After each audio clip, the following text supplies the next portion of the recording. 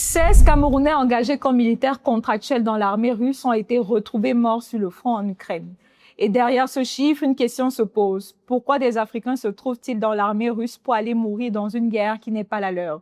Je vous explique. En réalité, ce chiffre est bien en deçà de la vérité. En effet, selon le rapport du collectif d'investigation All Eyes on Wagner, le Cameroun figure parmi les pays africains les plus touchés du continent par ce phénomène d'enrôlement. Ce ne sont pas 16, mais au moins 335 Camerounais qui auraient été enrôlés entre 2023 et mi-2025 et 94 d'entre eux seraient morts.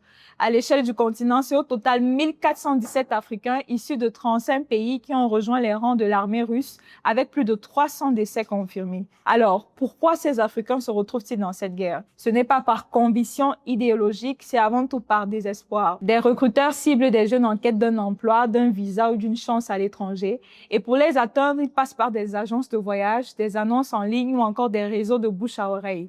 On leur promet un travail, parfois même des études, mais ce qu'on ne leur dit pas toujours, c'est que la destination finale, c'est le front. Et une fois sur place, il n'y a plus souvent de retour possible. En mars 2025, le ministre de la Défense camerounais avait interdit à tout militaire de quitter le territoire sans autorisation, alerté par les informations sur ces départs clandestins.